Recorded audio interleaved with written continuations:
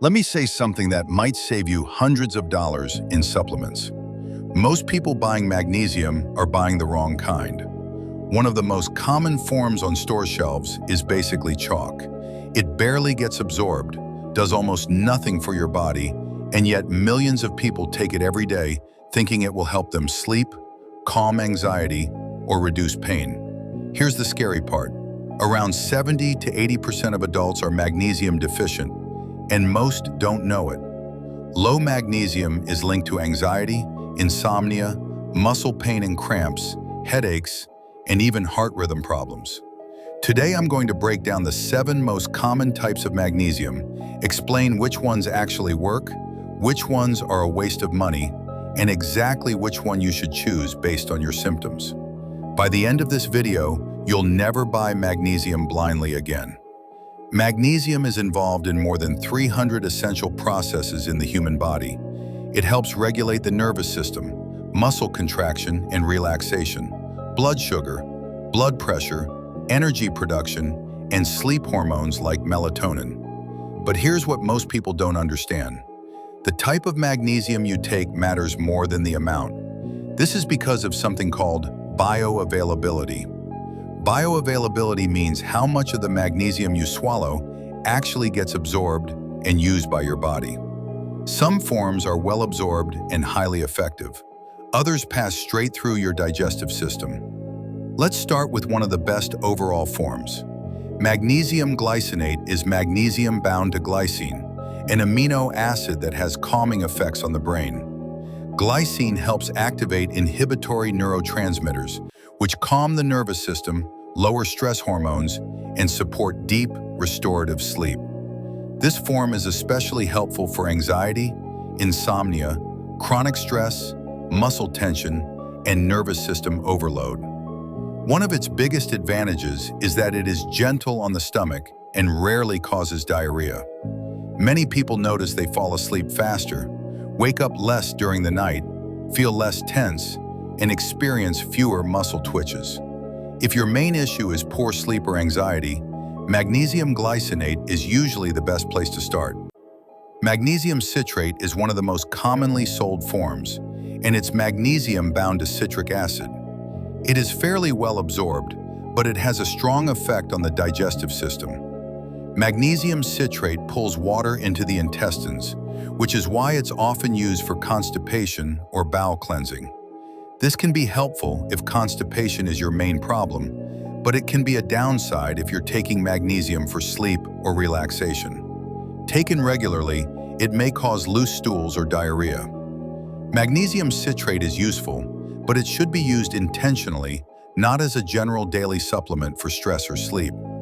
Magnesium malate is magnesium bound to malic acid, a compound involved in cellular energy production. Malic acid plays a key role in the Krebs cycle, which is how your body produces energy at the cellular level. This form is often recommended for people with chronic fatigue, fibromyalgia, muscle pain, and post-exercise soreness.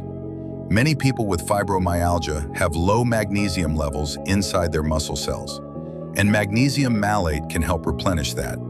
Because it supports energy production, it is usually better taken earlier in the day rather than before bed.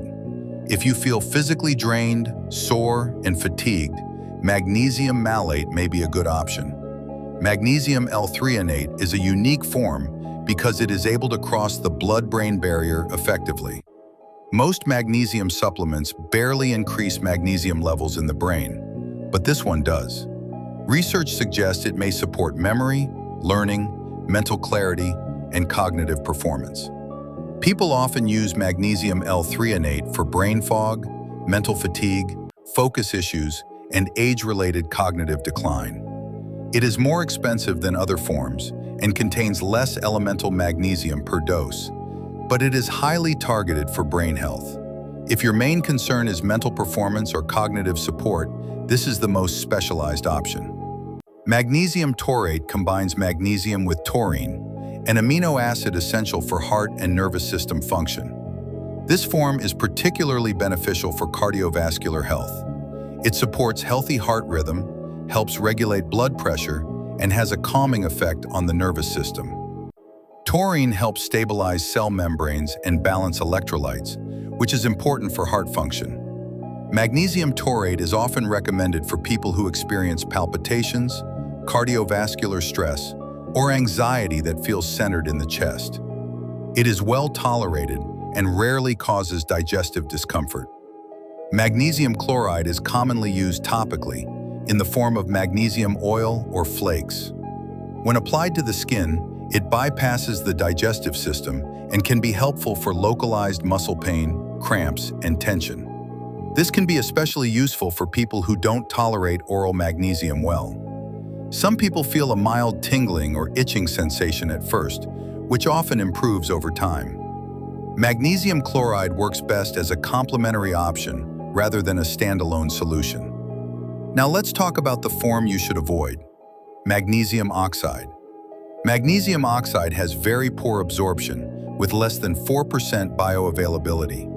Most of it stays in the digestive tract and acts as a laxative rather than being absorbed into your cells.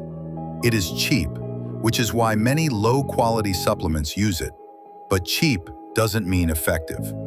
If a label simply says magnesium without specifying the type, there's a good chance it's magnesium oxide.